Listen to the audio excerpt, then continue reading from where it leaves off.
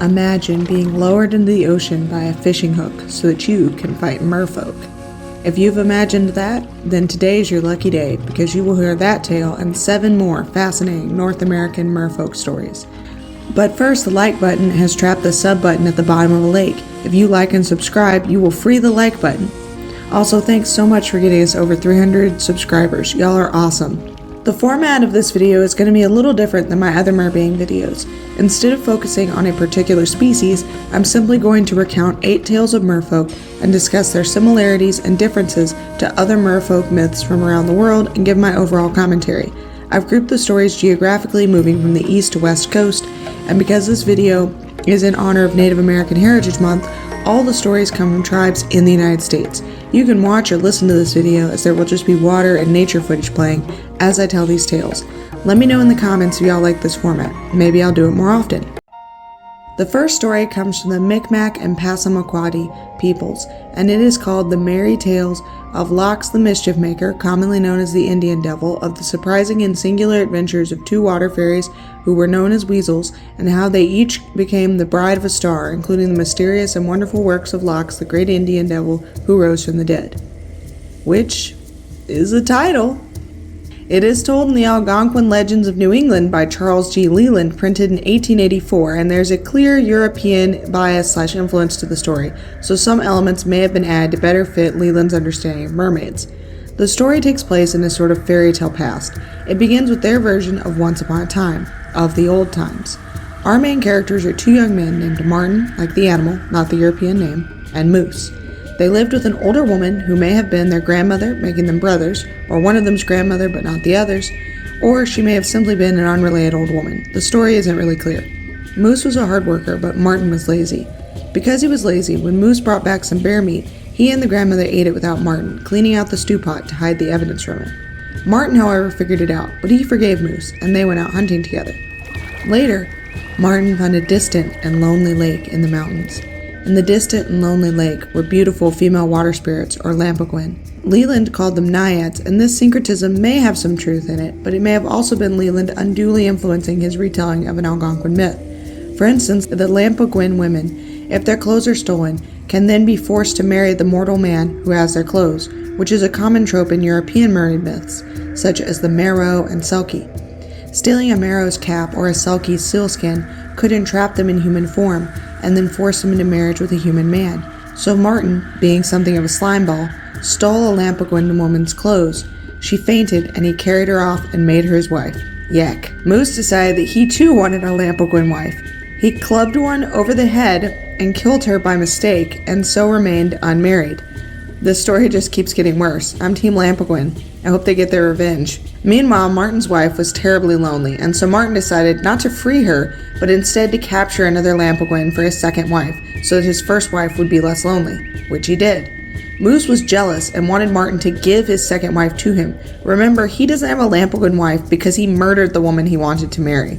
Moose and Martin start trying to kill each other when Martin didn't agree to give his wife to Moose. The Lampaquin wives took this opportunity to escape together. They jokingly wished for star husbands to replace Martin. The next morning, they found that they were wed to star men and taken to their star land. As an aside, the idea of a race of star people living in a star world in the sky and intermarrying with people living on Earth appears in many Native American myths, such as the Lakota myth of the Star Maiden and the Nitsitapi myth of the Sky Beings. The Lampaquin women saw the Earth through a hole in the star country and longed for their home. The star men allowed them to leave, but gave them specific conditions to follow. They had to lay down with their eyes closed and not open them until they heard the striped squirrel sing. They did as they were told, and when they opened their eyes, they were at the top of a hemlock tree, so high that they could not get down without assistance. They cried for help, and eventually Moose came by, but he refused to help them, revealing that he had finally gotten married. Then Martin came, but he also refused to help them, revealing that he had married a Martin woman and that it was not appropriate to marry outside your own kind. I'm not sure what happened while they were in the Starland, but it seems like many Fey realms the world over, more time passed on Earth than there, and basic rules of society have changed in their absence. This is also a sort of just so type story explaining the natural world, so Martin and Moose are representative of the animals that share their names. He abandoned his former wives, who the narrative revealed have become weasels. In real life, weasels can swim, and in mythology are often tricksters, so their associations with merfolk make sense. Back to the story. Eventually Lox, the wolverine, or devil, came by the hemlock tree and helped them get down. They constructed a wigwam, and the sister wives worked with the bugs and plants to make traps for Lox. The traps worked, and they escaped him. The story continues for a long time after this, as the weasel women and Lox have various misadventures before they eventually settle with the sea ducks. They continue to get into mischief, and the tale ends by saying that their kind are not dead as yet in any land. You can read this story as well as the accompanying notes on sacredtext.com. The next story is one of my favorites and has a better ending than the previous story. This Odawa tale, Menana of the Waterfall, is told in Mary Pope Osborne's Mermaid Tales from Around the World, and is a retelling of the Island of Eagles and traditions of the North American Indians, published in 1830. The title change really only serves to emphasize the protagonist of the story, while the original title is more of a just so type title, as the story serves as an origin for an island of eagles in the eastern woodlands region of the United States. As in the previous story, there is a connection between the Star People and Mer People. Menana, as a young girl, asked the Great Spirit to be able to live in the stars. He agreed, but she had to give up her mortal body in order to live in the heavens. But, like the Lampegwin wives, Menana became bored and wanted to live on Earth again. The Great Spirit explained that in order to become human again, first she would have to live with Merfolk, called the Spirits of the Flood, who lived beneath a great waterfall. The Flood Spirits adopted Menana as their own daughter, and slowly she regained a body, first that of a fish, but gradually the body of a girl.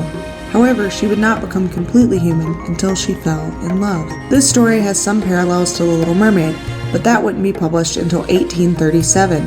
In both tales, humanity is tied to the love of a human man. However, the endings of the two stories couldn't be more different. Eventually, Menana's fishtail turned into 2 human legs, and she was adopted by the chief of an Odawa tribe. However, she still had some scales and a wildness of spirit.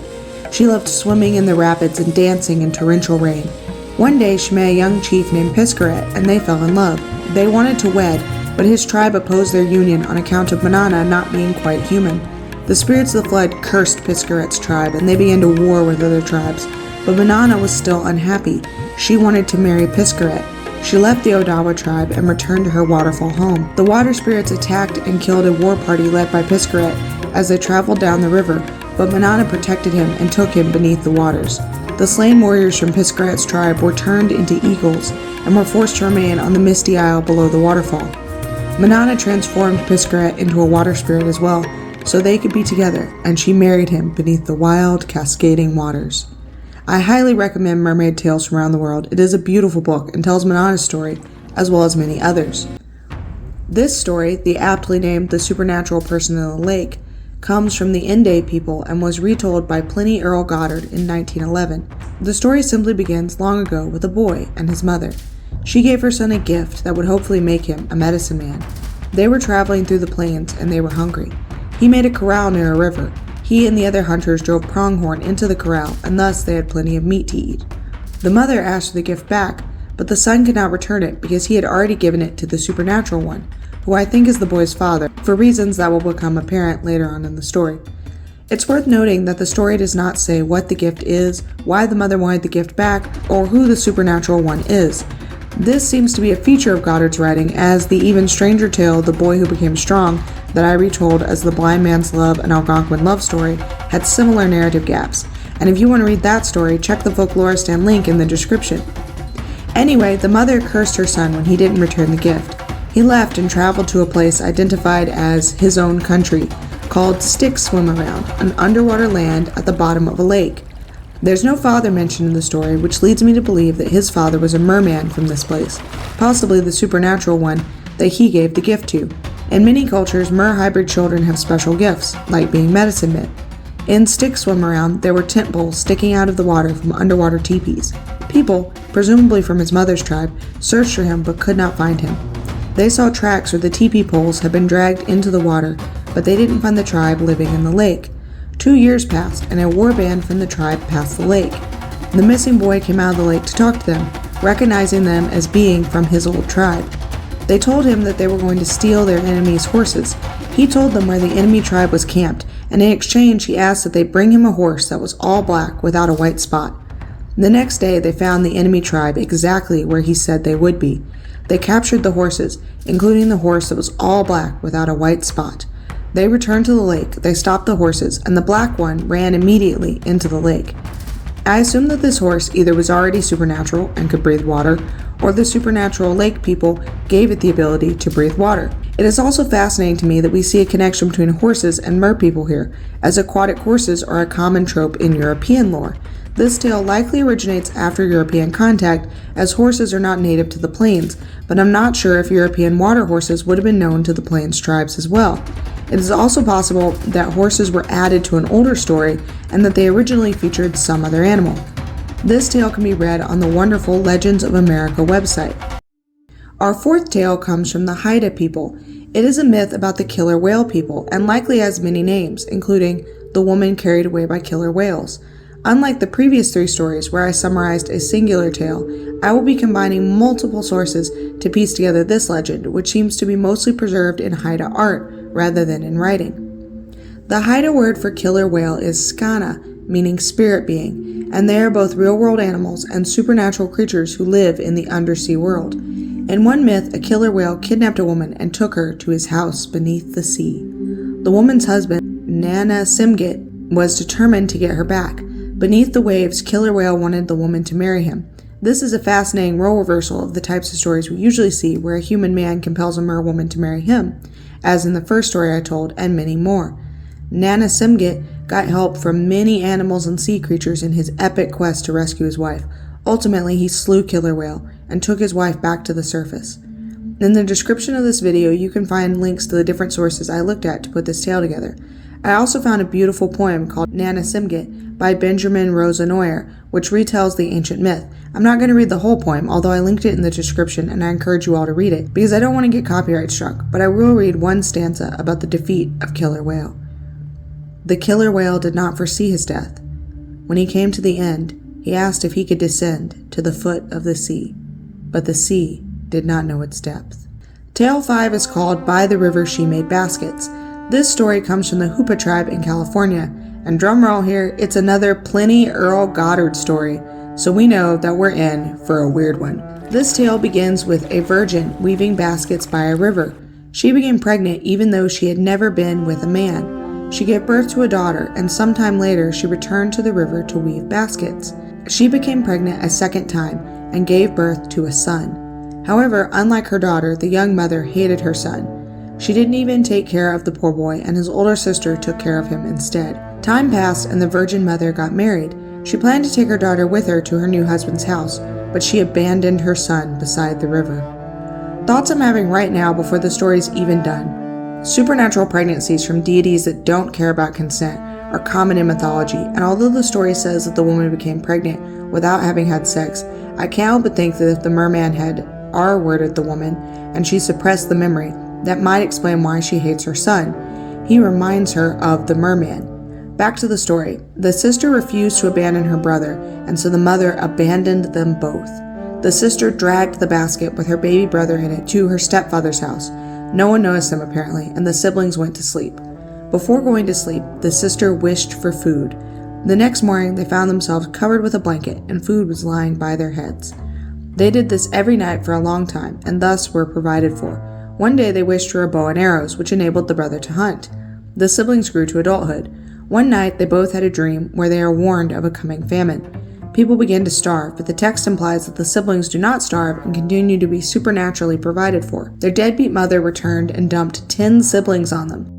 They seem to be their half-siblings, and presumably the mother and stepfather can't provide for them due to the famine, or perhaps the mother just got sick of being a mother given that she abandoned her first 2 children. The brother goes to a sweat lodge, and when he returned, he revealed he had learned the identity of their father, who was coming to take them home. The daughter buried some food in the earthen floor. Then her father supernaturally took the house, his daughter, his son, and the other 10 children under the water. The father is called a water sprite by Goddard, which isn't the term the Hoopa people would have used, but I was unable to find out what their term is. However, I know that the Hoopa people, like pretty much every other culture on Earth, have myths about aquatic beings. The father has a name which I cannot pronounce, and I respect the Hoopa people too much to try, but it means riffle in young man. A riffle is a rocky or shallow part of a stream or river with rough water. The next morning, the mother woke up and her house was gone, but she found the food and knew that her daughter had left it for her. As with all Goddard's stories, I'm left with many questions. The main one being, are the 10 younger children fathered by the woman's human husband or by the water sprite? And did he take them all to help them, or did he have a more sinister purpose? This story is also on sacredtext.com, which is one of my favorite websites for research. I found this myth on the Sahelish Sea Sentinel website. It's written by Celeste Alec and is identified simply as a Musqueam legend. The Musqueam people are actually a Canadian First Nations tribe, but are part of a broader group, the Salish, who live on the Pacific Northwest coast in both Canada and the United States. So that's my justification for including this story here. 2 Musqueam men fished some sturgeon. They disrespected the sturgeon people, though, by insulting the fish and improperly disposing of the remains. So the sturgeon people left the river. It is important to note that, as is common in many indigenous stories, the sturgeon people are both actual sturgeons and supernatural beings, so they function in stories as both fish and as characters. Many of these stories were likely understood metaphorically, but also many stories take place in a nebulous time in the past where humans and animals could talk to each other and animals lived in human-like societies. This is also present in the Micmac and Passamaquoddy story, where water spirits became weasels. Another important fact about the sturgeon people and how they are perceived in Salish lore is that they are said to be ancestors of humanity.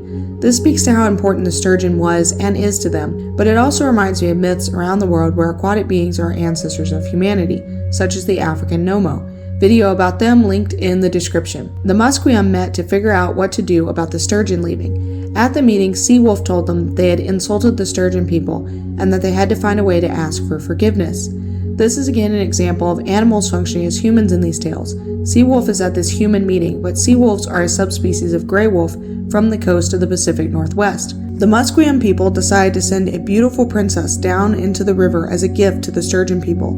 They tied her up with a goat for a rope. Despite this seeming like a human sacrifice situation, the sturgeon people actually accepted the princess, turned her into one of their own kind, and returned to the river. I'd be curious to know if the Salish people, originally hearing the story, would have imagined the princess being turned into a sturgeon with human-level intellect, or some type of sturgeon mer-being. The princess's mother cried on the riverbank every day, and one day the princess came out of the river and told her mother that she was happy living with the sturgeon people. She asked her mother not to cry for her anymore. Alec ended the tale by writing, "To this day, when you gut a sturgeon, they have a white rope in their stomachs shaped like the goat rope that the Musqueams had made so long ago that was wrapped around the princess." The last 2 stories come from the Tlingit people, and both come from the 1909 book Tlingit Myths and Texts. Up first is The Woman Taken Away by the Frog People. This story is identified as taking place in Yakutat, Alaska. There was a town by a lake full of frogs. The chief's daughter insulted the frogs. She picked up a frog and mocked it, speculating on if frogs live like people do, even having marriages like people. That night, a mysterious man showed up at her door and proposed marriage. This being a fairy tale more or less, she accepted and traveled with him to his father's house. Unbeknownst to her, she traveled into the lake. On the surface, her friends and family searched frantically for her, eventually believing she was dead. The next spring, a man saw a group of frogs sitting in the lake with the missing woman sitting in the center, so he told her family that he'd found the missing woman. At first, her family tried to give the frog tribe gifts to induce them to give the woman back.